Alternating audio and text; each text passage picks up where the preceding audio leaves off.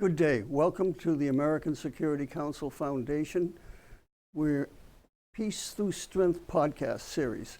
And today I'm happy to have with us our senior correspondent and senior fellow, Alan Dowd, who writes for us on a regular basis, very insightful articles on security issues that pretty much are in line with my thinking and the organization's thinking. And today we're going to talk about a recent piece that Alan wrote called Pillars of Peace Through Strength. And he basically has 4 pillars that he would address. And so with that introduction, I would say, Alan, please tell our friends what the 4 pillars are and how they impact American security. Sure. Good to be here, Larry, and good to be rejoined with you. You and I have done a few podcasts over the last couple of years, and yes, sounds like we'll be doing more together. It's good to know and good to hear. Always good to chat with you. Well, basically what I did, Larry, was I just kind of combed through some of my Reagan archives, some of my Reagan archive speeches, and I had a general sense of where I wanted to go with these essays, but I identified, like you mentioned, 4 pillars of Reagan's Peace Through Strength policies or doctrine. And those 4 pillars, just the thumbnail version of them, are deterrent military strength is obviously number 1, deterrent military and investing in defense capabilities to make sure the enemy knows that aggression will not pay, that the cost of aggression will be far higher than any benefits the enemy might get.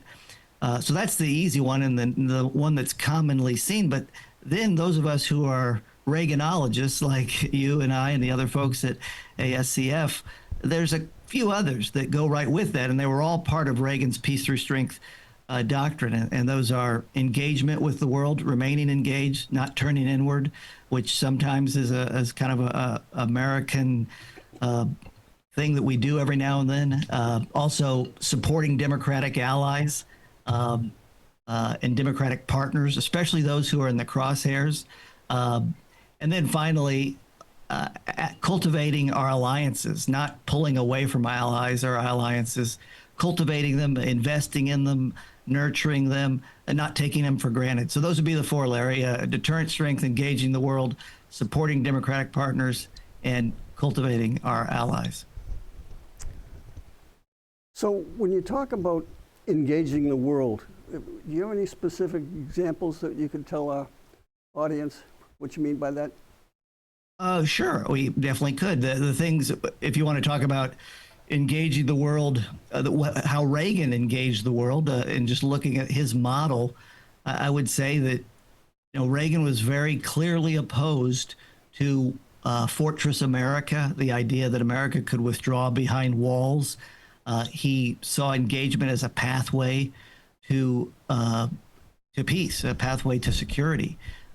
He said, it's a great line, and I'll share it. We in America have learned bitter lessons from 2 world wars. It's better to be here, and he was in Normandy at the time, ready to protect the peace than to take blind shelter across the sea, rushing to respond only after freedom is lost.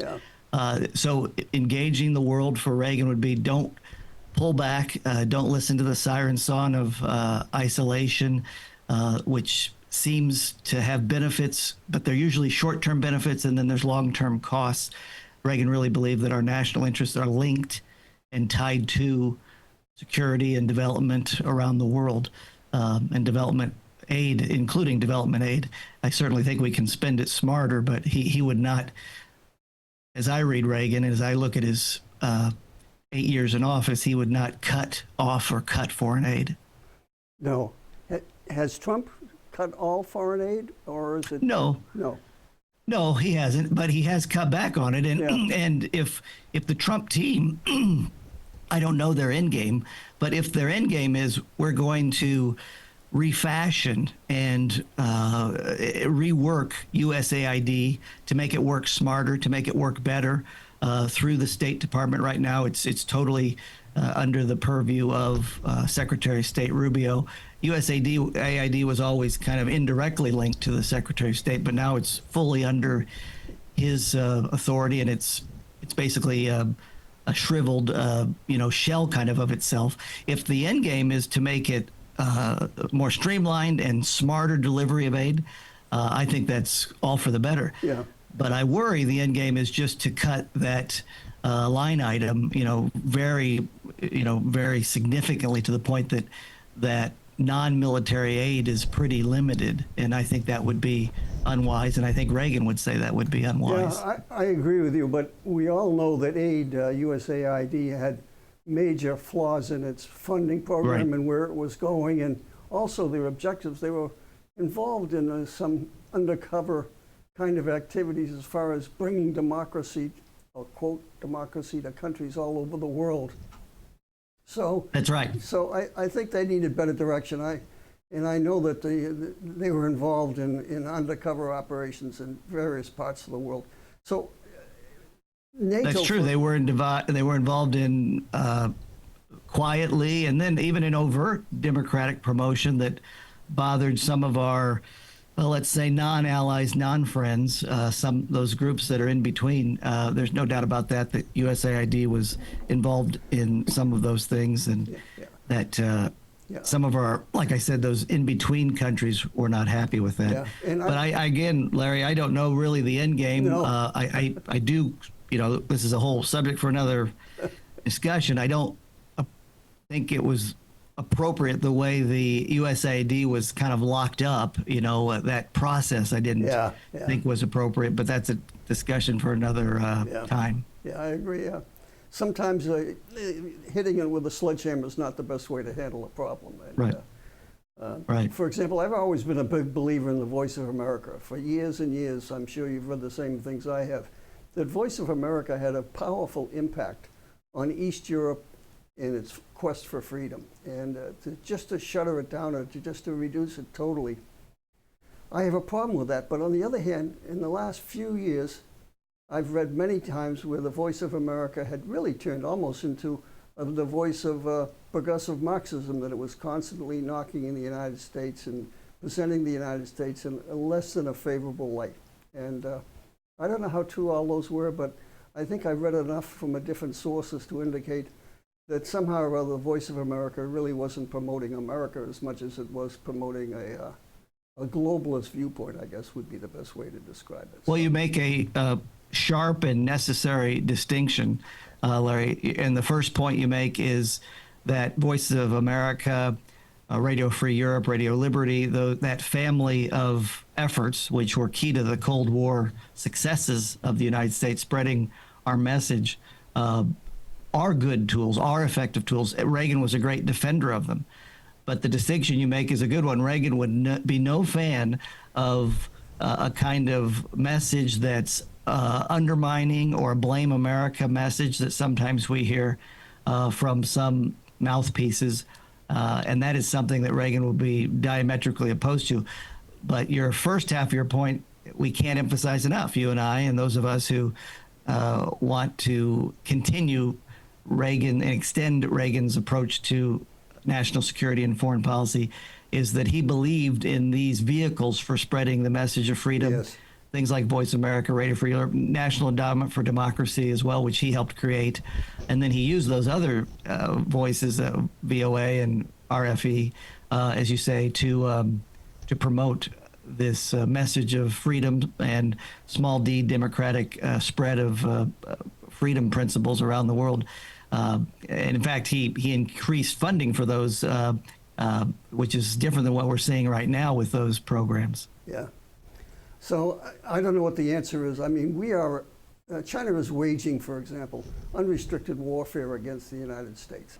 And they're using all tools at their disposal, the fusion of state with the military and everything else.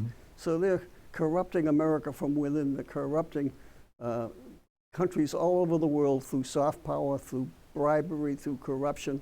And so I'm not saying we should get into corruption and bribery, but we should be using all tools available to promote American Western civilization versus the CCP totalitarian ideology. And we have a wonderful message. I think we've done a terrible job over the last few years of promoting American democracy. And not only are we being attacked by the CCP.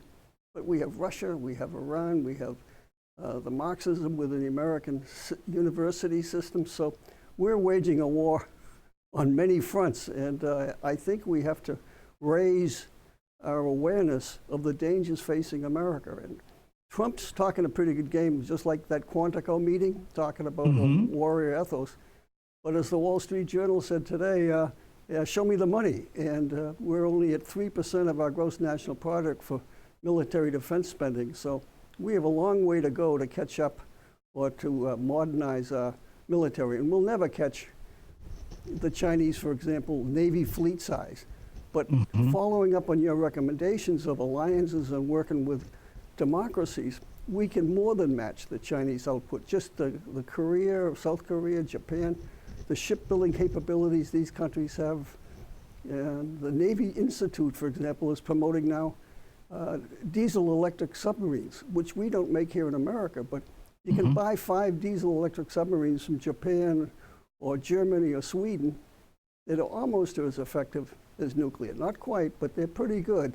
And you can buy 5 of those for the price of 1 nuclear. So we should be working with these countries to build up the submarine force, because the Chinese are getting ready to invade Taiwan.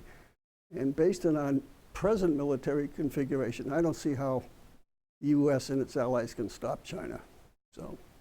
Right, and so you hit on some great points there. First off, I agree with you that Chinese are taking a whole of government approach in their offensive against liberal democracy, Western civilization, as you call it, the U.S.-led free world. Whatever term you want to use, the Chinese are using every tool at their disposal. You're absolutely right. And by the way, including, you touched on it, including propaganda mouthpieces. There's Chinese television and Chinese news programs and media throughout the world pushing the Chinese Communist Party line. And at the same time, we just touched on, while we're not funding VOA and RFE and the similar type of efforts, so we need to take a whole of government approach. Yes. And again, the blueprint is there, and it is the Cold War. This isn't identical to the Cold War. Cold War II, as I think you and I and some others have termed it, is not a complete parallel, but there's a lot of lessons we can learn from Cold War I and apply here. And one of them is whole of government approach, which then goes to the next step. No, we don't want these messages coming out of these organs to be blame America or anti-American. Yeah. That's point 2. And then you talk about investing in defense. That's the first pillar of peace through strength. We're not doing enough, and President Trump brags about a $1 trillion defense budget. Well, that's barely 3.1% of our GDP. And if this is a Cold War style threat, I think it is, we need to be closer to 5 or 6%. The Cold War average was over 6%, by the way. Yes. And we're not anywhere near that. And then you mentioned, as you always do, smartly and wisely, that's where allies come into play. We're not going to build a Navy that matches China's. We certainly can't do it at scale, but our Navy, along with Japan's, South Korea's, the NATO navies, Australia's, you have literally a naval capability of 1,000 ships if you put all the free world together. And then, as you said, ask our South Korean and Japanese allies to help us build ships rapidly. We haven't done that yet. I think that's it. There's a law passed in the 1960s that say that's not allowed, but the president can waive that law. I think the president should do that. Yeah. And that would speed up getting ships on the line. And like you say, the practicality of, say, building or buying 5 diesel electric subs, which are pretty quiet and last pretty long. They're not exactly the same, obviously, as a nuclear powered sub, but they'll do enough to hopefully deter the Chinese, but if necessary, to kill the Chinese fleet. That is our one main advantage, from what I understand, vis-a-vis China right now, is the submarine force. So Yes. I would say you're right on that too. And again, that's a whole of government, a whole of the free world approach to dealing with this challenge. Yeah, I think we're drifting to Samuel Huntington's clash of civilizations. I think there's the Western civilization, there's the Russian civilization, there's the Chinese civilization. And I see nations gradually coalescing around these various civilizations. And Right. I don't think that we'll ever have a situation where the Chinese civilization will be our friend. At hope, we can hope that they don't want to conquer us, but without the CCP being eliminated, the Chinese Communist Party, I don't see that happening. And then we have the Islamic civilization, which for 1,600 years has been attacking Western civilization, has been attacking the Indian civilization.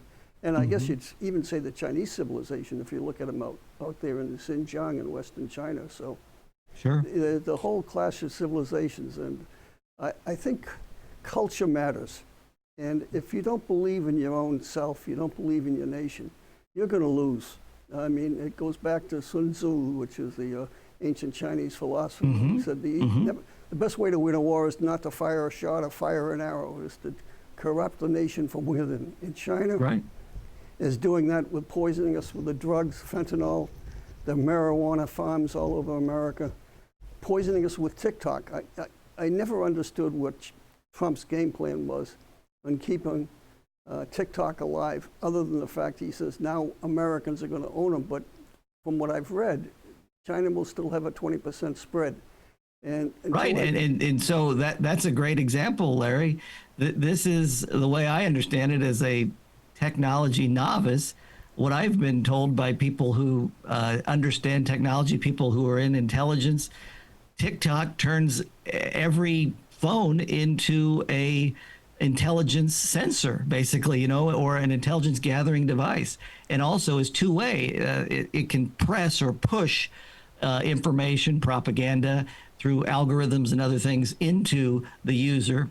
It seems to me a no-brainer that what, and it was a congressional action that said this is going to be not allowed, and the president waived that.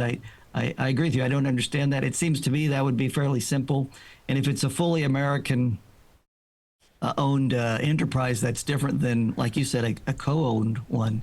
But you hit it on the head. And by the way, this goes back to what Reagan, this was a concern of Reagan's. I encourage our listeners to go back and read or watch. They're available on YouTube. Reagan's farewell address.